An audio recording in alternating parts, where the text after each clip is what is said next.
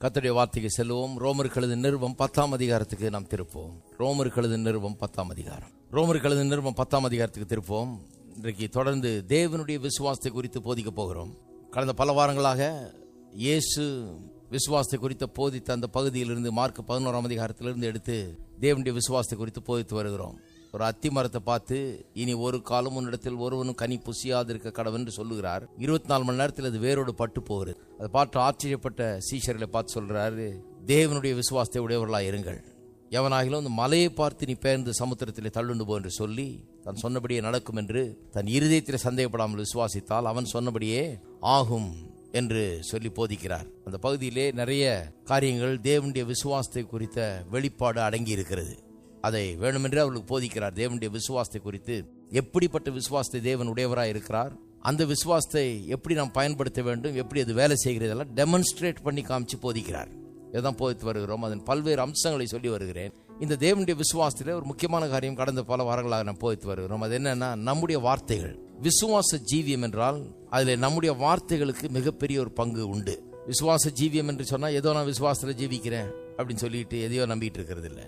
எப்படி நம்முடைய வார்த்தைகளை நாம் எப்படி சரிப்படுத்தி வாயின் வார்த்தைகளின் பலனை நாம் புசிக்கிறோம். ஜீவனும் மரணமும் நாவின் அதிகாரத்தில் இருக்கிறது. வாய் மொழியால் சிக்கண்டு போகிறோம். வாய் மொழியால் சந்தோஷம் மகிழ்ச்சி உண்டாகிறது. இதெல்லாம் வேதவசனம் போதிக்கிறது. வாய் ஜீவ ஊற்று போல இருக்கிறது. வாய் எப்படி உபயோகப்படுத்தி காரியங்களை உருவாக்கலாம். இதுதான் விசுவாச வாழ்க்கை. விசுவாச வாழ்க்கைன்னு சொன்னா ஏதோ எனக்கு வேலை இல்லை, விசுவாசத்தில் இருக்கிறேன் அப்படின்னு இல்லை. வாயை எப்படி பயன்படுத்துகிறது, வாயை உபயோகப்படுத்தி எப்படி உருவாக்குவது என்கிறதை குறித்தான் போதித்து வருகிறோம். ஆனால் நம்முடைய வார்த்தைகள் எவ்வளவு முக்கியம் என்கிறது ரொம்ப அவசியமாக நாம் கற்றுக்கொள்ள வேண்டிய ஒரு காரியம். ஆகவே இன்றைக்கு தொடர்ந்து இதை குறித்து போதிக்க விரும்புகிறேன். குறிப்பாக இன்றைக்கு கன்ஃபெஷன், அதாவது விசுவாச அறிக்கையை குறித்து சில காரியங்களை சொல்ல போகிறேன். இன்னைக்கோ அடுத்த வாரமோ. அதன் பிறகு 3வது வாரத்தில் அடிப்படையாக 5 காரியங்களை எப்படி நாம் அறிக்கை செய்ய வேண்டும் என்பதையும் காண்பிக்க போகிறேன். என்று சொன்னால் நம்முடைய வாய் எப்படி விசுவாசத்தை ஒவ்வொரு நாளும் பயிற்சி செய்ய வேண்டும், கர்த்தர் நமக்காக வைத்திருக்கிற எல்லா காரியங்களும் நாம் எப்படி சொந்தமாக்கி கொள்ள வேண்டும் என்பதை அறிந்து கொள்வது அவசியம். அதனால இந்த விசுவாச அறிக்கையை குறித்து நாம் கொஞ்சம் பார்ப்போம். ஏன்னா அதை புரிந்து கொள்ள வேண்டும். இதை புரிந்து கொள்ளாமல் இங்கிருந்து கடந்து போகக்கூடாது. விசுவாச அறிக்கை, எல்லாம் சொல்லுங்க விசுவாச அறிக்கை. நிறைய பேருக்கு விசுவாச அறிக்கைன்னா என்னன்னு புரியுறது இல்லை. அநேக கிறிஸ்தவ பெரியோர்கள் காலகாலமாக பல நூற்றாண்டுகளாக சொல்லி வருகிறார்கள், கிறிஸ்தவம் ஒரு மாபெரும் அறிக்கையின் மார்க்கம் என்று. அதாவது Christianity is a great confession அப்படின்னு சொல்லி இருக்கிறாங்க. கிறிஸ்தவத்தில் அறிக்கை இருக்குதுன்னு இல்லை, கிறிஸ்தவமே ஒரு பெரிய அறிக்கை என்று பெரிய பெரிய மனிதர்கள் எல்லாம், தேவனுடைய மனுஷர்கள் பல நூற்றாண்டுகளாக சொல்லி வருகிறார்கள். Christianity is a great confession. ஏன் அது கிரேட் கன்ஃபெஷன்ன்றாங்க? கன்ஃபெஷன் சொன்ன உடனே கிறிஸ்தவர்களுக்கு என்ன ஞாபகம் வருது? பாவ அறிக்கை தான் ஞாபகம் வருது. பாவ அறிக்கை செய்தா அதான் கிறிஸ்தவங்க, அவங்க பாவ அறிக்கை செய்யறவங்க அப்படின்னு. ஆனால் பாவ அறிக்கை பாவம் செய்யும் போது தான் செய்யறோம். எப்ப பார்த்தாலும் பாவ அறிக்கை செய்துட்டு, பாவம் செய்யறப்பதான் செய்கிறோம். அறிக்கையை பற்றி சில காரியங்களை புரிந்து கொள்ள வேண்டும். பல விதமான அறிக்கைகள் இருக்குது. ஒன்று ஆண்டவராகிய இயேசுவை ரட்சகராக ஏற்றுக்கொள்வதற்கென்று ஒரு அறிக்கை. ரட்சிக்கப்படுகிற வேலையில் ஒரு மனுஷன் செய்யக்கூடிய அறிக்கை. பாருங்க 10ஆம் அதிகாரத்தில் ரோமர்ல 9-10 வசனங்களை பாருங்கள். என்னவென்றால், கர்த்தராகிய இயேசுவை நீ உன் வாயினாலே அறிக்கையிட்டு தேவன் அவரை மரித்தோரிலிருந்து எழுப்பினார் என்று உன் இருதயத்தில் விசுவாசித்தால் ரட்சிக்கப்படுவாய். நீதி உண்டாக இருதயத்தில் விசுவாசிக்கப்படும், ரட்சிப்புண்டாக வாயினாலே அறிக்கை பண்ணப்படும். அப்ப ரட்சிக்கப்படுறவனுக்கு எப்படி ரட்சிக்கப்படுறதுன்னு சொல்றாரு. எப்படி ரட்சிக்கப்படுறதா? இயேசுவை உன் வாயினாலே அறிக்கையிட்டு தேவன் அவரை மரித்தோரிலிருந்து எழுப்பினார் என்று இருதயத்தில் விசுவாசித்தால் ரட்சிக்கப்படுவாய். இங்க பாருங்க, பாவ அறிக்கையை பற்றி ஒண்ணுமே சொல்லல. அது நிறைய பேருக்கு ஆச்சரியமா இருக்குது. இதுவே சிலருக்கு குண்டு போட்ட மாதிரி இருக்கும். ஏன்னு சொன்னா, ரட்சிக்கப்படுறதுக்கும் பாவ அறிக்கைக்கும் உண்மையாகவே பாத்தீங்கன்னா சம்பந்தமே கிடையாது. நான் வளர்ந்து வந்த காலத்துல சொல்லுவாங்க, எல்லா பாவத்தையும் அறிக்கை செஞ்சிட்டியா? எல்லாத்த பாவத்தையும் அறிக்கை செஞ்சா நான் எத்தனை வயசுல இருந்து பாவம் செஞ்சிட்டு இருக்கிறேன். அத்தனை பாவத்தையும் ஞாபகம் வச்சிருந்து நான் இன்னைக்கு அறிக்கை செய்யறது. எவ்வளவு அறிக்கை செஞ்சாலும் சிலதெல்லாம் அறிக்கை செஞ்சமான சந்தேகம் வந்துடுது. அதனாலதான் எங்களுக்கெல்லாம் அந்த காலத்துல இந்த ரட்சிப்பை பற்றிய நிச்சயம் உண்டாகாம இருந்தது. அதுக்கு ஒரு தனி ஆல்டர் கால் கொடுப்பாங்க. ரட்சிக்கப்படாதவங்களுக்கு ஒரு ஆல்டர் கால், ரட்சிக்கப்பட்டு அதை பற்றி நிச்சயம் இல்லாதவர்களுக்கு ஒரு ஆல்டர் கால். எத்தனை நிச்சயத்துக்கு போனாலும் நிச்சயமே உண்டாக மாட்டேங்குது. ஏன்னு சொன்னா, எல்லாத்தையும் அறிக்கை செஞ்சியா திருப்பி திருப்பி கேட்க கேட்க சந்தேகம் தான் அதிகம் உண்டாகுது. எதையோ விட்டுருப்பனோ, விட்டதுனால நான் தொலைஞ்சேன் அப்படிங்கிறது தான் இருக்குது. ஏன்னா எத்தனை வருஷம் பாவத்தை ஞாபகம் வச்சது நான் அறிக்கை செய்ய முடியுமா? வேத வசனத்துல புதிய ஏற்பாட்டின்படி பார்த்தீர்கள் சொன்னால், ரட்சிக்கப்படுவதற்காக பாவத்தை அறிக்கை செய்யணும்னு போதிக்கவே இல்லை. பாவ அறிக்கையை பற்றி பழைய ஏற்பாட்டிலலாம் சொல்லியிருக்கு. பாவத்தை அறிக்கை செய்து விட்டு விடுகிறோம் சொல்லியிருக்கு. ஆனால் ஒருபோதும் ரட்சிக்கப்படுவதற்காக பாவத்தை அறிக்கை பண்றதை பற்றி சொல்லவே கிடையாது. ரட்சிக்கப்படுறவன் என்ன பண்ணணும்? இயேசுவை ஆண்டவர் என்று அறிக்கை செய்யணும். இயேசுவை தேவன் மரித்தோர்ந்து எழுப்பினார் என்று விசுவாசிக்க வேணும் இருதயத்தில். இவ்வளவுதான். பாவ அறிக்கை செய்ய வேண்டிய அவசியமே கிடையாது. இயேசுவன் ஆண்டவர் அறிக்கை செய்த உடனே இயேசுவன் ஆண்டவர் ஆயிடுறாரு. எதனால் ஆண்டவர் ஆகிறாரு? இவன் அறிக்கை செய்தான், அவன் பொசஸ் பண்ணிக்கிறான். He confessed, therefore he possesses Christ as Lord. இவன் இயேசுவை ஆண்டவர் என்று அறிக்கை செய்தபடினாலே இயேசுவை ஆண்டவராக அவன் பெற்றுக் கொள்ளுகிறான். Confession brings possession. நீங்கள் எதை அறிக்கை செய்கிறீர்களோ அது உங்களுக்கு சொந்தமாகிறது. அவன் சொன்னபடி ஆகும் சொல்லி அதனால அறிக்கை அப்படிதான் வேலை செய்யுது. இயேசு என்னுடைய ஆண்டவர் என்று அறிக்கை செய்யறான். இயேசு அன்றிலிருந்து அவனுடைய ஆண்டவர் ஆயிடுறாரு. அதுதான் ரட்சிப்பு. நீங்கள் எல்லாம் இயேசு ஆண்டவராக ஏற்றுக்கொண்டு அவர் ஆண்டவராக அறிக்கை செய்தவர்கள். அதான் ரட்சிப்பு. ரட்சிக்கப்பட்ட பிறகு சில நேரங்களில் பாவம் செய்ய நேரிடுகிறது. எல்லாம் அமைதியா இருக்கிறீங்க. ரட்சிக்கப்பட்ட பிறகு சில நேரங்களில் பாவம் செய்ய நேரிடுகிறது. அப்ப என்ன பண்றீங்க? பாவத்தை அறிக்கை செய்கிறீர்கள். 1 யோவான் திருப்போம். 1 யோவான் 1:9 வாசிக்கிறது நல்லது. ஏன்னா நிறைய பேர் புது ஆட்கள் இருக்கிறாங்க. 1 யோவான் 1:9 நம்முடைய பாவங்களை நாம் அறிக்கையிட்டால், எதை அறிக்கையிட்டால்? நம்முடைய பாவங்களை நாம் அறிக்கையிட்டால். எதை பற்றி பேசுறாரு? யாருக்கு எழுதுறாரு? விசுவாசிகளுக்கு எழுதுறார். 1 யோவான் நிருபம் விசுவாசிகளுக்கு எழுதப்பட்ட நிருபம். ஏற்கனவே ரட்சிக்கப்பட்டவங்க இவங்கெல்லாம். பாஸ்டர் ஜான் எழுதுறார். ஒரு நல்ல பாஸ்டர் பாருங்க. இவர் ஜனங்களுக்கு வழியை சொல்லி தர்றார். ஒருவேளை நீங்க பாவம் செய்ய நேரிட்டால் என்ன பண்ணணும்? நம்முடைய பாவங்களை நாம் அறிக்கையிட்டால். விசுவாசிகளுக்கு சொல்றாரு பாவங்களை நாம் அறிக்கையிட்டால். அப்ப விசுவாசிகள் ஒரு சில நேரம் பாவம் செய்ய நேரிடலாம். நேரிடும் போது பாவத்தை அறிக்கைறது ரொம்ப சுலபம். இப்ப எல்லா பாவத்தையும் ஞாபகம் வச்சிருக்க வேண்டியதில்லை. இப்ப ரட்சிக்கப்பட்ட பிறகுல இருந்து ஆரம்பிக்கலாம். ரட்சிக்கப்பட்டீங்க, கர்த்தருக்காக வாழ்ந்து வர்றீங்க. இன்னைக்கு ஒரு தப்பு செஞ்சிட்டீங்க. அப்ப இன்னைக்கு அந்த என்ன தப்புன்னு தெரியும், உடனே அறிக்கை செய்தாத விட்டுறலாம். ஒருவேளை 10 நாள் பொறுத்து இன்னொன்று செஞ்சீங்கன்னா அதை அன்னைக்கு அறிக்கை செய்து விட்டு விடலாம். இது ஏற்றுக்கொள்ளக்கூடிய விதத்தில் இருக்குது. நாம் நம்முடைய பாவங்களை அறிக்கையிட்டால் பாவங்களை நமக்கு மன்னித்து எல்லா அநியாயத்தையும் நீக்கி நம்மை சுத்திகரிப்பதற்கு அவர் உண்மையும் நீதி உள்ளவருமாய் இருக்கிறார். இது விசுவாசிகளுக்குன்னு சொல்லப்பட்ட வார்த்தை. அப்ப பாவ அறிக்கைன்றது ரட்சிக்கப்படாதவன் செய்யறது இல்ல. பாவ அறிக்கைன்றது ரட்சிக்கப்பட்டவன் செய்கிற ஒரு அறிக்கை. ரட்சிக்கப்பட்டவன் பாவம் செஞ்சுட்டான். இப்போ அதனால கர்த்தருக்கு அவனுக்கு ஒரு இது உண்டாயிடுச்சு. உறவுல எந்த வித்தியாசம் உண்டாகல, ஐக்கியத்துல கொஞ்சம் பிரச்சனை உண்டாயிடுச்சு. உறவை மாற்ற முடியாது. தகப்பன் பிள்ளைன்ற உறவை மாற்ற முடியாது. ஆனா தப்பு செய்யும் போது தகப்பன் பிள்ளைக்கு இடையே பிரச்சனை உண்டாயிடுது. உறவை மாத்திர முடியாது, ஆனா பிரச்சனை உண்டாயிடுது. அந்த பிரச்சனை தீர்க்கிறதுக்காக, மனத்தாங்கலை தீர்த்துக் கொள்வதற்காக, அந்த ஐக்கியத்தில் ஏற்பட்டிருக்கிற விரிசலை சரிப்படுத்திக் கொள்வதற்காக அவன் அறிக்கை செய்யறான். இது கொஞ்சம் வித்தியாசமானது. அப்ப ரட்சிக்கப்படாதவன் என்ன அறிக்கை செய்யறான்? இயேசு அறிக்கை செய்யறான் ஆண்டவராக. ரட்சிக்கப்பட்ட பிறகு பாவம் என்னைக்காவது ஒருத்தன் செய்யறவன், அவன் ரட்சிக்கப்பட்டவன் எது அறிக்கை செய்யறான்? தன்னுடைய பாவத்தை அறிக்கை செய்யறான். பாவம் செய்யும் போது 3வது அறிக்கை ஒன்று இருக்குது. அது என்னன்னா விசுவாச அறிக்கை. சொல்லுங்க, விசுவாச அறிக்கை. அதை பற்றி தான் இப்ப படிக்க போறோம். இந்த விசுவாச அறிக்கைங்கிறது நாம் எப்பவுமே செய்யறது. இன்னைக்கு செய்யலாம், நாளைக்கு செய்யலாம், காலையில செய்யலாம், மத்தியானம் செய்யலாம், ராத்திரி செய்யலாம், 24 மணி நேரம் செய்யலாம், எப்ப வேணும்னாலும் செய்யலாம். கிறிஸ்தவம் ஒரு அறிக்கையின் மார்க்கம்னு சொன்னது பாவ அறிக்கையை சொல்லல. கிறிஸ்தவம் ஒரு அறிக்கையின் மார்க்கம்னு சொல்றது ஏதோ இயேசுவை ஆண்டவரை ஏற்றுக்கொள்ளும் போது நாம அறிக்கை செய்யறோம், அதை பற்றி சொல்லல. கிறிஸ்தவம் ஒரு அறிக்கையின் மார்க்கம்னு சொன்னா, ஆமா இயேசுவை ஆண்டவரை அறிக்கை செய்யறோம், அப்படிதான் ரட்சிக்கப்படுறோம். ஆமா பாவம் செய்யும்போது பாவத்தை அறிக்கை செய்யறோம், அப்படிதான் பாவத்தை நாம் பாவமெல்லாம் நீங்கி சுத்திகரித்து கழுவப்படுறோம். ஆனால் என்றைக்குமே நாம் விசுவாசிக்கிறதை அறிக்கை செய்து கொண்டிருக்கிறோம். எப்போதுமே இது எப்பவுமே செய்யற அறிக்கை. இது என்னைக்காவது ஒரு நாள் செய்யற அறிக்கை இல்ல. இயேசு ஆண்டவராக ஏற்றுக்கொள்றதுன்றது அது வாழ்க்கையில ஒரு தடவை செய்யற அறிக்கை. அதுக்கப்புறம் அது செய்யறது கிடையாது இல்லையா? அன்னைக்கு ஒரு நாள் ரட்சிக்கப்படுவதற்காக அது செய்யறோம். பாவத்தை அறிக்கை செய்யற அறிக்கை என்னைக்காவது பாவம் செய்யும்போது மட்டும்தான் செய்யறோம். ஆனால் விசுவாச அறிக்கை என்கிறது நாம் எதை விசுவாசிக்கிறோமோ அதை அறிக்கை செய்கிறோம். கர்த்தர் நமக்கு என்னவா இருக்கிறார், மீட்பு நமக்கு என்னத்தை கொடுத்திருக்கிறது, நம்முடைய ஸ்லாக்கியங்கள் பாக்கியங்கள் என்ன, கல்வாரி சிலுவை நமக்கு என்னத்தை பெற்று தந்திருக்கிறது, நாம் கிறிஸ்துவுக்குள் என்னவா இருக்கிறோம், இவைகளை குறித்து வேதம் என்ன சொல்லுகிறது, இதையெல்லாம் நாம் அறிக்கை செய்கிறோமே, அதுதான் விசுவாச அறிக்கை. இதுதான் ஃபெய்த் கன்ஃபெஷன் என்று சொல்வது இல்லையா? இந்த ஃபெய்த் கன்ஃபெஷன் ரொம்ப முக்கியம். இந்த விசுவாச அறிக்கை ரொம்ப முக்கியம். பாருங்க, இதுல என்ன பலன் இருக்கிறது, இதனால என்ன நடக்குது, விசுவாச அறிக்கை செய்யறதுனால என்ன நமக்கு உண்டாகிறது, சில காரியங்களை உங்களுக்கு சொல்லுகிறேன். அதுதான் இந்த வாரம் அடுத்த வாரம் சொல்ல போறேன். முதலாவது, விசுவாச அறிக்கை நமக்குள்ளே விசுவாசத்தை உண்டாக்குகிறது. கடவுளுடைய வார்த்தையை நாம் அறிக்கை செய்யும் போது நமக்குள்ளே விசுவாசத்தை அது உண்டு பண்ணுகிறது. ரோமர்கள் நிருபம் 10ஆம் அதிகாரம் 17ஆம் வசனத்தை வாசிப்போம்.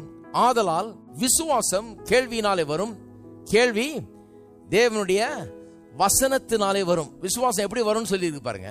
விசுவாசம் வரும். யாருக்காவது விசுவாசம் இல்லையா? விசுவாசம் வேணுமா? வருமா? கண்டிப்பா வரும். விசுவாசம் எப்படி வரும்னு வேதம் சொல்லுது. சிலர் சொல்றாங்க எப்படி வரும்னு தெரியலையா, நான் ஜெபம் பண்ணிட்டே இருக்கிறேன், எப்போ வருமோ தெரியல.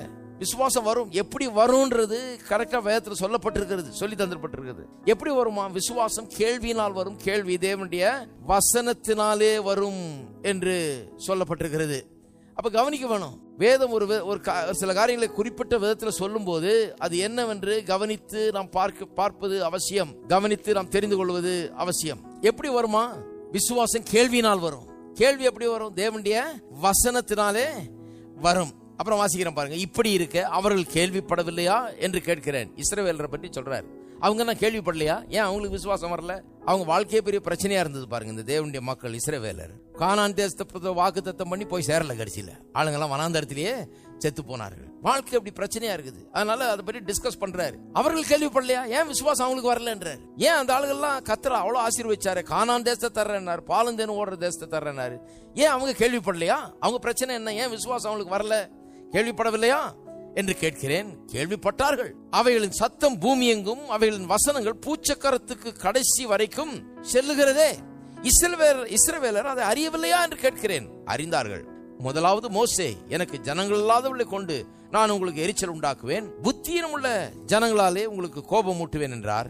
அல்லாமல் ஏசாயா, என்னை தேடாதவர்களாலே கண்டறியப்பட்டேன், என்னை விசாரித்து கேளாதவர்களுக்கு வெளியரங்கமானேன் என்று தைரியம் கொண்டு சொல்லுகிறான். இஸ்ரவேலரை குறித்தோ கீழ்ப்படியாதவர்களும் எதிர்த்து பேசுகிறவர்களுமாய் இருக்கிற ஜனங்களிடத்திற்கு, கவனிச்சிங்களா, கீழ்ப்படியாதவர்களும் எதிர்த்து பேசுறவங்க நான் சொல்றேன் பாருங்க. கர்த்தர் ஒன்று சொல்றாரு, இவங்க அதை சொல்றது இல்லை. எப்படி பேசுறாங்க? எதிர்த்து பேசுறவங்க, எதிர்த்து பேசுகிறவர்களுமாய் இருக்கிற ஜனங்களிடத்திற்கு நாள் முழுவதும் என் கைகளை நீட்டினேன் என்று அவன் சொல்லி இருக்கிறான். அதாவது கர்த்தர் சொல்றாரு, கீழ்ப்படியாத எதிர்த்து பேசுற ஜனங்களை என்னைக்கு கீழ்ப்படிஞ்சு என்னைக்கு என்னோட சேர்ந்து பேசுவாங்கன்னு கையை நீட்டி ரெடியா காத்துட்டு இருந்தேன். அவங்க தான் பண்ணாம விட்டாங்க, அதனால தான் தொலைஞ்சாங்கன்ற. நான் சொல்றது சொல்லிட்டேன், கானான் தேசம் உங்களுதுன்னு சொல்லிட்டேன், தந்தேன்னு சொல்லிட்டேன். ஆனா அவங்க எதிராக தான் பேசிட்டு இருக்காங்க. அதை பேச மாட்டேங்கிறாங்க, அதுக்கு மாறாதான் பேசிட்டு இருக்காங்க. நான் ரெடியா அவர்கள் ஏற்றுக்கொள்றதுக்கு என்னைக்கு அவர்கள் வாயை திறந்து இதை பேசி சொந்தமாக்கிக் கொள்வான்னு காத்துக்கிட்டே இருந்தாங்க. அவங்க ஏற்றுக்கொள்ளவே இல்லை என்று சொல்லுகிறார். அப்ப இஸ்ரவேலுடைய பிரச்சனை என்ன? அவளுடைய பிரச்சனை என்னன்னா, அவங்க கேள்விப்படலையா, அறியலையா? அவர் சொல்றாரு, கேள்விப்பட்டார்கள், அறிந்திருந்தார்கள். இந்த வார்த்தைகள் காதுல விழுலையா? விழுந்தது. கேள்விப்பட்டார்கள். இந்த சத்தம் சொல்லப்பட்டிருக்கு பாருங்க 18ஆம் வசனத்துல, அவைகளின் சத்தம், கர்த்தர் அவர்கள் கொடுத்திருக்கிற காரியங்களை குறித்த சத்தம், அறிவிப்பின் சத்தம் பூமி எங்கும், அவைகளின் வசனங்கள், எல்லாம் சொல்லுங்க, அவைகளின் வசனங்கள் பூச்சக்கரத்து கடைசி வரைக்கும் செல்லுகிறது என்றாரு. அதாவது அவைகளை குறித்த சத்தத்தையும் அந்த வசனத்தையும் பூச்சக்கரத்து கடைசி வரைக்கும் கேட்டாங்க. பூமி எங்கும் அந்த சத்தங்கள் கேட்கப்பட்டது. சத்தத்தை கேட்டாங்க, ஆனால் அந்த வார்த்தைகள் அவளுக்குள்ளே செல்லவில்லை. வசனங்களை கேட்டார்கள், ஆனால் அந்த வசனங்களை கேட்ட வசனங்கள் அவளுக்குள்ள செல்லவில்லை. பெரிய வித்தியாசம் பாருங்க. விசுவாசம் எப்படி வருதுன்னு சொல்லப்படுறது. விசுவாசம் கேள்வினால் வரும், கேள்வி தேவனுடைய வசனத்தினால் வரும். அந்த வசனம் என்கிற வார்த்தையில கிரேக்க மொழியில ரேமா என்கிற வார்த்தை உபயோகப்படுத்தப்பட்டிருக்கிறது. கிரேக்க மொழியில வசனத்துக்கு ஒன்றுக்கும் மேற்பட்ட வார்த்தைகள் இருக்குது. லோகாஸ் என்ற ஒரு வார்த்தை இருக்குது, ரேமான்லாம் இருக்குது. இந்த ரேமான்ற வார்த்தை குறிப்பிட்ட விதத்தில் ஏன் இங்க பயன்படுத்தப்பட்டிருக்குன்னு கவனிக்கணும். ஏன் மற்றதை உபயோகப்படுத்தல, இதை உபயோகப்படுத்தியிருக்காங்க. ரேமான்கிற வார்த்தைக்கு என்ன அர்த்தம்னா, ஸ்போக்கன் வேர்டு, பேசப்படுகிற வார்த்தை. எழுதப்பட்ட வார்த்தை இல்ல, பேசப்படுகிற வார்த்தை. எண்ணப்படுகிற காரியங்கள் இல்ல, பேசப்படுகிற வார்த்தை. அப்ப பேசப்படுகிற வார்த்தை. அப்ப விசுவாசம் எப்படி வரும்னு தெளிவா சொல்றாரு, குறிப்பிட்ட விதத்துல சொல்றாரு. விசுவாசம் வாசிக்கிறதுனால வராது, விசுவாசம் ஏதோ யாரோ சொல்லி அந்த சத்தம் நம்ம காதுல கேட்டதுனால வராது, விசுவாசம் பேசுகிறதுனால வருது. யார் பேசணும்? நாம எதை கேள்விப்படுறோமோ அதை எடுத்து, இப்படி சொல்றாங்களே கர்த்தர் இப்படி சொல்லியிருக்காராமே, கர்த்தர் இந்த தேசத்தை நமக்கு தந்தார்னு சொல்லிட்டாராமே. பாஸ்டர் மோசஸ் பிரசங்கம் பண்றாரு. எத்தனை பேருக்கு பாஸ்டர் மோசஸ் பாஸ்டர் இருந்தா நல்லா இருக்கும்ன்றீங்க? அற்புதமா இருந்தாரு. சிவந்த சமுத்திரத்தை ரெண்டா கடந்தாரு, பிளந்தாரு அவரு. எத்தனை அற்புதங்கள்! எவ்வளவு பெரிய மனுஷன் பாருங்க. அவ்வளவு பெரிய மனுஷன் பாஸ்டரா இருக்காரு. அவர் சொல்றாரு, கர்த்தர் இந்த தேசத்தை நமக்கு தந்தார் அப்படிங்கிறாரு. தந்தார்னு இவங்க என்ன பண்ணிருக்கணும்? தந்தார்னு பாஸ்டர் சொல்லிட்டாரு. கர்த்தர் இப்படி சொன்னாராமே, கர்த்தருடைய வார்த்தையாம. கர்த்தர் அவரை மலையில கூட்டு போய் இதெல்லாம் சொல்லி இருக்கிறாரு, இதெல்லாம் தந்திருக்கிறேன் இருக்கிறாரு, இவ்வளவு சொல்லி இருக்காரு அப்படின்னு சொன்னோம்னு இவங்க என்ன பண்ணணும்? கர்த்தர் அதை தந்தார்னு சொன்னா நாமும் அது நம்முடையது என்று பேச ஆரம்பிப்பன்றிலிருந்து. ஆனா அப்படி பேசினாங்களா? கிடையாது. எதிர்த்து பேசுகிறவர்களா இருந்தாங்க. கீழ்ப்படியாதவர்களும் எதிர்த்து பேசுறவங்க என்ன சொன்னேன் இல்லையா? 10 முறை என்ன சோதித்தார்கள் சொல்றாரு. 10 முறை என்ன சோதித்தாங்க. என்ன பேசினாங்க? எதிர்த்து பேசினாங்க. எதிர்த்து பேசுறதுனா என்ன? கர்த்தர் ஒன்று சொல்றாரு, இவங்க இல்ல. கர்த்தர் சொல்றவங்க தந்தைன்றாரு. அவங்க என்ன சொல்றாங்க? நாங்க செத்தோம் போ அப்படின்றாங்க. கர்த்தர் சொன்னார் அந்த தேசத்துக்கு ஒன்று கொண்டு போவேன்றார். இவங்க சொல்றாங்க முடியவே முடியாது. கர்த்தர் சொன்னார் அது உங்களுடையதுன்றார். இவங்க சொல்றாங்க நாங்க அங்கேயே திரும்பி போறோம், எகிப்துக்கே திரும்பி போறோம், எங்களை சாக வாங்கி கொண்டு வந்தீர்.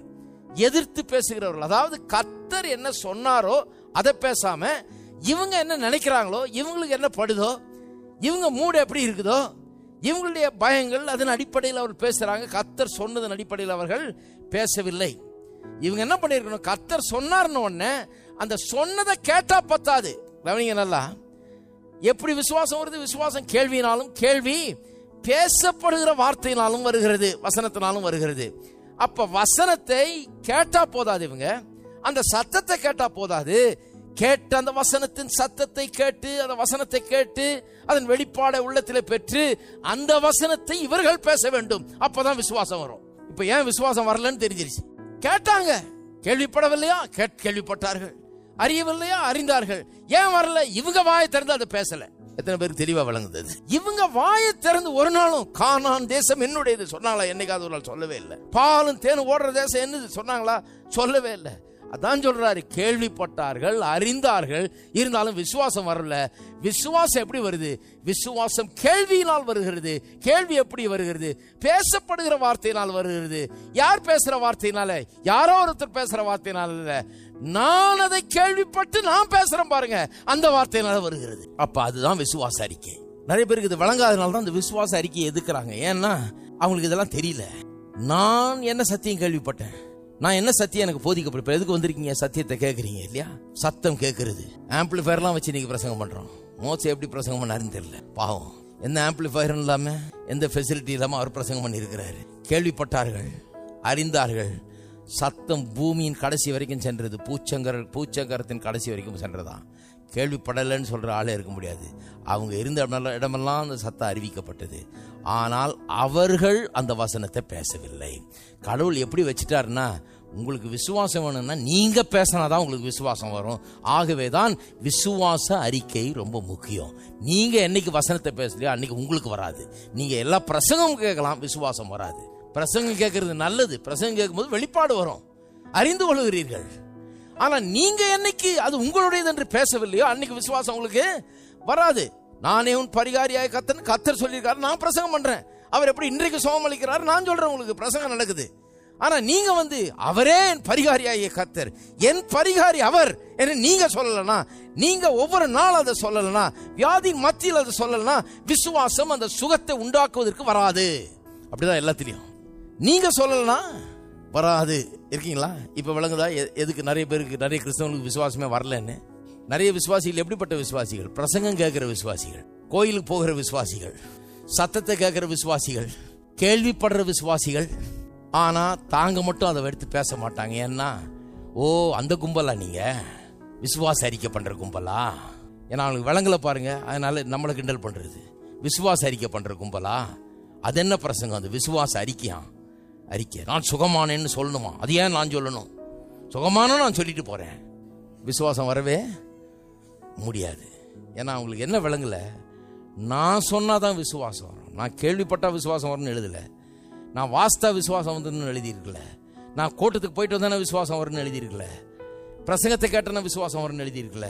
நான் கேட்டதை நான் விசுவாசித்து நான் அந்த வசனத்தை பேச வேணும். அப்பதான் எனக்கு விசுவாசம் வரும். இருக்கீங்களா? அப்ப நீங்க என்ன பண்றீங்க? விசுவாச அறிக்கையின் போது நீங்க என்ன பண்றீங்க? ஒரு சத்தியத்தை கேட்கறீங்க, சில காரியங்களை அறிந்து கொள்ளுறீங்க. அப்புறம் என்ன பண்றீங்க?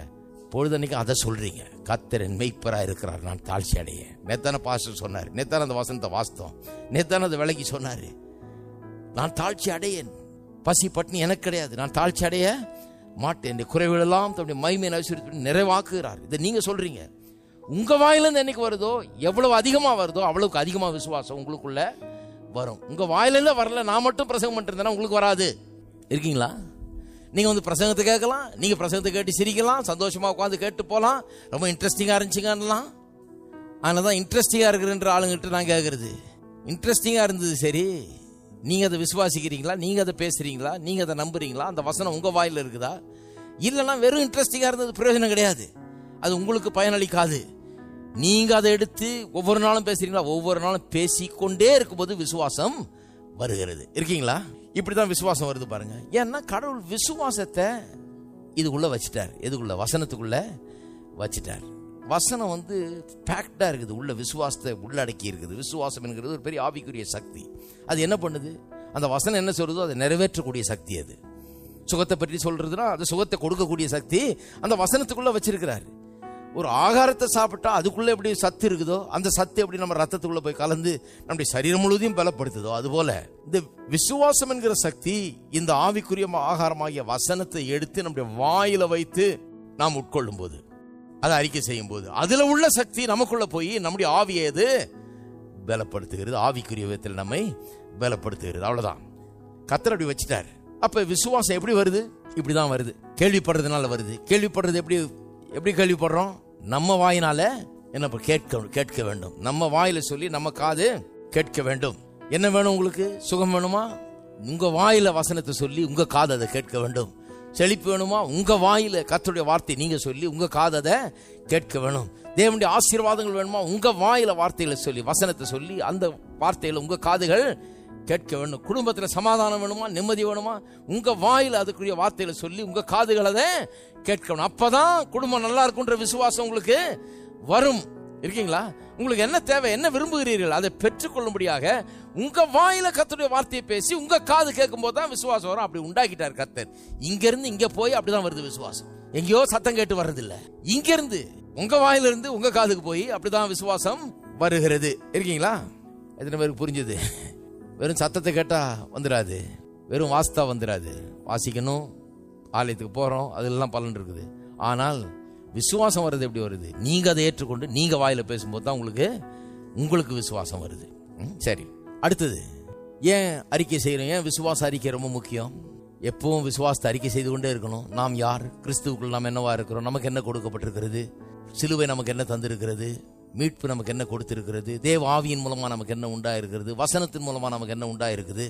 நம்முடைய ஸ்லாக்கியங்கள் பாக்கியங்கள் என்ன? இதெல்லாம் ஏன் சொல்லிட்டே இருக்கணும்? ஏன் சொல்லிட்டே இருக்கணும்னா அப்பதான் நம்முடைய மனம் புதிதாகும். அதான் ரெண்டாவது. விசுவாச அறிக்கை நம்முடைய மனதை புதிதாக்குகிறது. It renews our mind. ரோமர் 12ஆம் அதிகாரத்துக்கு திருப்போம் 2ஆம் வசனம்.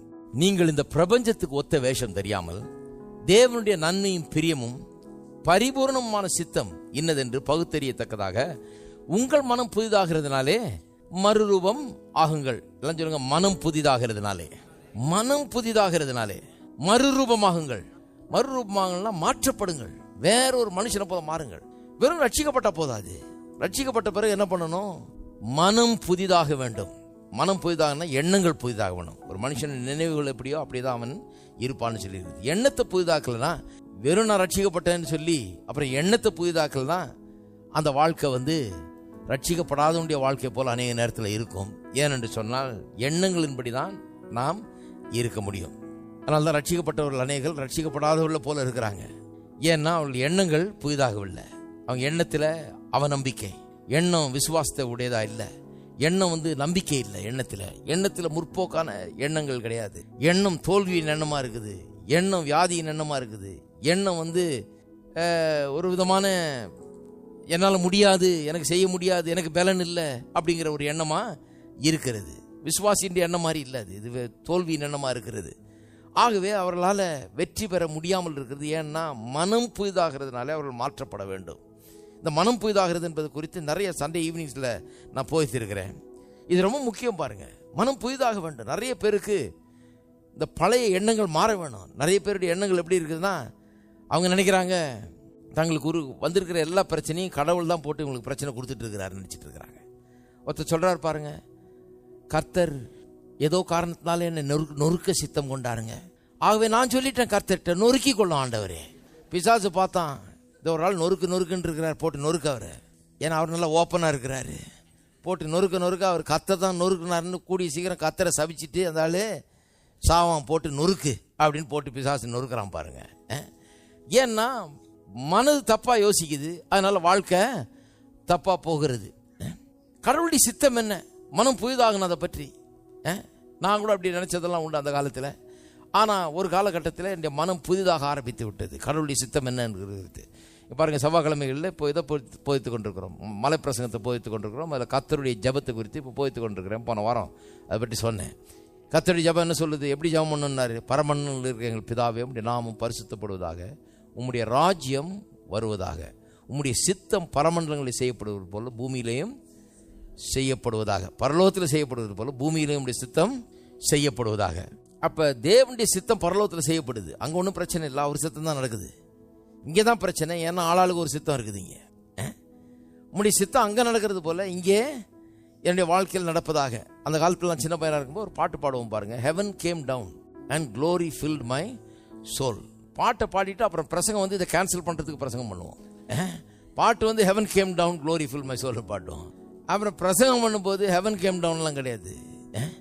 கர்த்தர் தான் போட்டார், அடிக்கிறார், நொறுக்கிறார், கையை ஓடிச்சார், காலை ஓடிச்சாரு, கழுத்தை திருகுனாராக்கும். கர்த்தர் தான் அப்படி பண்ணி விட்டாராக்கும், நஷ்டப்படுத்தி விட்டார், எல்லாம் போச்சு, கர்த்தர் தான் அப்படி பண்ணார் அப்படின்னு ஒரு பிரசங்கம். அப்புறம் எங்க ஹெவன் கேம் டவுன்? போறதுக்குள்ள நரகமே வந்து இறங்கின மாதிரி இருக்கும். அப்படி இருந்தது. அப்புறம் தான் நான் கண்டுபிடிச்சேன் பரலோக சித்தம் என்ன. பரலோகத்தில் என்ன சித்தம்? பரலோகத்தில் வறுமையும் பசியும் பட்டினியும் இருக்குதா? இல்லை. ஏன்னா அது கடவுளுடைய சித்தம் இல்லை. பரலோகத்தில் என்ன சித்தமோ அது இந்த பூலோகத்தில் என்னுடைய வாழ்க்கையில் நிரம்பி இருக்க வேண்டும். பரலோகத்தில் சண்டையும் சச்சரவும் யுத்தமுமா இருக்குதா? கிடையாது. பரலோகத்தில் என்ன சித்தமோ அதுதான் எனக்கும் என் குடும்பத்தில் என்னுடைய உலகத்தில் எனக்கு வேண்டும். பரலோகத்தில் வியாதியும் நோயும் இருக்கிறதா? கிடையாது. பரலோகத்தில் என்ன சித்தமோ அந்த சித்தம் தான் என்னுடைய வாழ்க்கையில் இருக்க வேண்டும். அதனால அப்படிதான் ஜெபம் பண்ண சொன்னார். உடைய ராஜ்யம் வருவதாக, உடைய சித்தம் பரமண்டலங்களில் செய்யப்படுவது போல பூமியிலையும் செய்யப்படுவதாக. அது சொல்லப்பட்டிருக்கிறது. எப்படி சொல்லப்பட்டிருக்குதான் கிரேக்க மொழியில்? அது செவ்வாய்க்கிழமை சொல்லிட்டு இருந்தேன். ராஜ்யம் வருவதா என்று சொல்றது போல எப்படி சொல்லியிருக்குதான்? வருவதாக உடைய ராஜ்யம், செய்யப்படுவதாக உடைய சித்தம்னு சொல்லப்பட்டிருக்குதான்.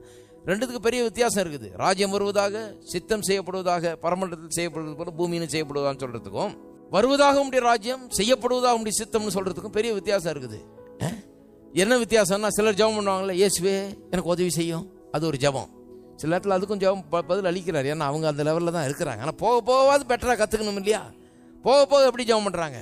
இதல்ல இதுதான் நடக்கணும், அதல்ல இதுதான் நடக்கணும், அதை நான் ஏற்றுக்கொள்ள மாட்டேன், இதை தான் ஏற்றுக்கொள்ளுவேன், அது நடக்கக்கூடாது, எனக்கு இதுதான் நடக்கணும். ஏன்னா கர்த்தருடைய வார்த்தை இதைத்தான் சொல்லுகிறது, வருவதாக உம்முடைய ராஜ்யம், செய்யப்படுவதாக உம்முடைய சித்தம் என்று சொல்லி அப்படி ஜெபிக்க ஆரம்பிக்கிறோம். அதிகாரப்பூர்வமாக கர்த்தருடைய சித்தத்தை அறிந்தவர்களாக, சித்தம் மட்டும்தான் நடக்கணும், உம்முடைய ராஜ்யம் மட்டும்தான் வரணும், வேற எதுவும் நடக்கக்கூடாது அப்படின்னு சொல்லி அதிகாரப்பூர்வமாக ஜெபிங்க. எதுவும் எனக்கு உதவி செய்யணும் இல்லை, திட்டவட்டமாக தெரிஞ்சு வச்சுட்டு ஜெபம் பண்ணுறோம். இது கொஞ்சம் ஹையர் லெவல் இல்லையா?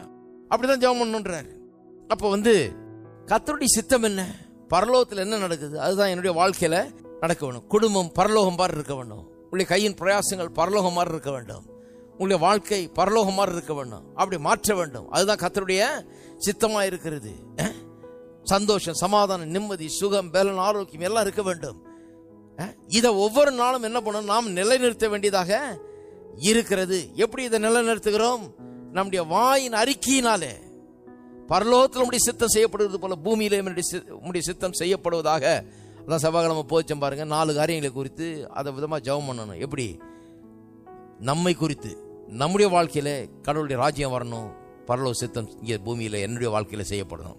என்னுடைய குடும்பத்தில் மனைவி, பிள்ளைகள், புருஷன் இவருடைய விவகாரத்தில் பரலோகத்தில் என்ன சித்தமோ அது இங்கே செய்யப்பட வேண்டும். என்னுடைய சபையிலே பரலோகத்தில் என்ன சித்தமோ அதே சித்தம் இங்கே செய்யப்பட வேண்டும். என்னுடைய உலகத்திலே, என்னுடைய தேசத்திலே, என்னுடைய உலகத்திலே பரலோகத்தில் என்ன சித்தமோ அதுதான் இங்கே செய்யப்படும். நடக்கிறதெல்லாம் பரலோக சித்தம் கிடையாது.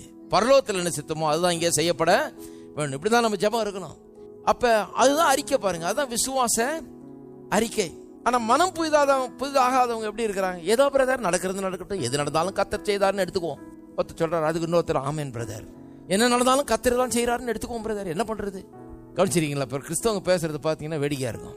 நம்ம என்ன பண்ற பிரதர், என்ன நடந்தாலும் கர்த்தர் தான் பண்ணாருன்னு எடுத்துக்க வேண்டியதுதான். அப்படின்னா அதுக்கு ஒரு அல்லேலியா சொல்றதுக்கு ஒரு கும்பல இருக்கும். ஆமா அல்லேலியான்னு போடுறது, ஆமாம் ஜாமி கும்பல். என்னன்னு யோசிக்கிறதே கிடையாது. என்ன நடந்தாலும் கர்த்தர் செய்யறான்னு எடுத்துக்கிறதா? என்ன செஞ்சாலும் நடக்கட்டும், எது நடக்குமோ நடக்கட்டும். வீட்டுல இருந்து நீ கிளம்பி வந்தீங்களே, வீட்டை திறந்து போட்டு என்ன நடக்குதோ நடக்கட்டும் அப்படின்னு வந்தீங்களா? வீட்டை பூட்டிட்டு 2 தடவை ஆட்டி பார்த்துட்டு, பின்னால சாத்தியிருக்கா, சைட்ல சாத்தியிருக்கா, எல்லாம் போட்டிருக்கா, தாப்பால போட்டியான்னு பார்த்துட்டு, உள்ள கையை விட்டு எடுக்காதபடி ஜன்னல்லாம் சாத்திட்டு தானே வந்தீங்க. கரெக்டா? ஹலோ, ஏன்னா இப்படிதான் இருக்கணும். நான் வச்சுட்டு போனபடியே வீடு இருக்கணும்னு விரும்புறீங்க. அப்புறம் என்ன ஆவிக்குரிய ஜீவியன்னு வந்த உடனே ஆள் மாறிடுறீங்க. எது நடக்குதோ நடக்கட்டும் பிரதர், பரவாயில்ல பிரதர், கர்த்தர் தந்தா சரி, எப்படியோ நடக்கட்டும்.